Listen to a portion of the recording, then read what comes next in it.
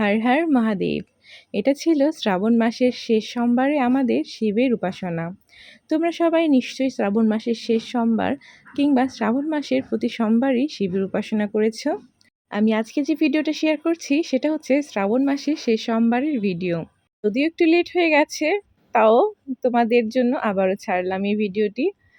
স্নান টান করে সবাই পুজোর আয়োজন করছি, এক একজন এক একটা কাজ করছে, কেউ ফল কাটছে, কেউ অন্ন প্রস্তুতি করছে।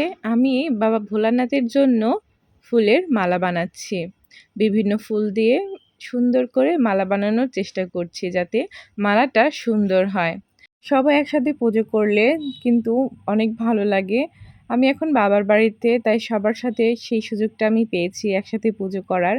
একসাথে পুজো করলে কিন্তু সব কিছু সবাই হাতে হাতে করা যায় আর আনন্দ সহকারে সব কিছু করা যায়, বেশ ভালো লাগে।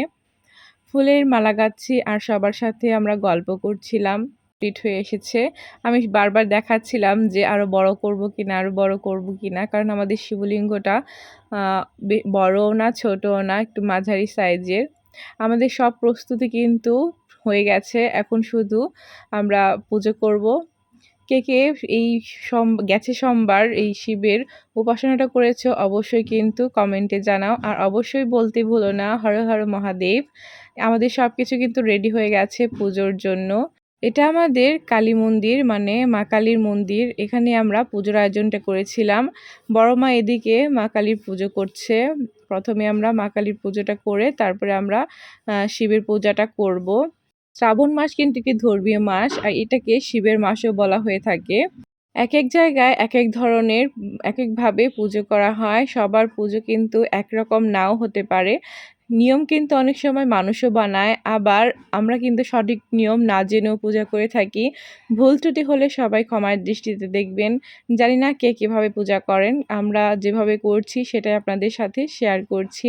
প্রথমে কিন্তু আমরা শিবলিঙ্গকে অভিষেক করছি, মানে বাবা ভোলানাথকে স্নান করে নিচ্ছি ঘি, মধু, দই, তেল দিয়ে, তারপরে জল দিয়ে। তারপরে কিন্তু আমরা বাবা ভোলানাথকে বেলপাতা, নীলকণ্ঠ ফুল, বিভিন্ন ধরনের ফুল দিয়ে কিন্তু পুজো করে নিচ্ছি, মানে অভিষেক করে নিচ্ছি। তারপরে কিন্তু বাবাকে আবার একটু ভালোভাবে স্নান করিয়ে, পরিষ্কার জলে স্নান করিয়ে তারপরে কিন্তু আমরা মন্ত্রপাঠ করে তারপরে পুজো করব।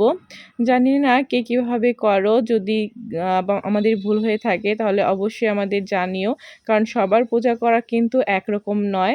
কারণ আমাদের এখানে যারা যারা আমরা পুজো করছিলাম তারাও কিন্তু বলছিল যে এভাবে করো সেভাবে করো।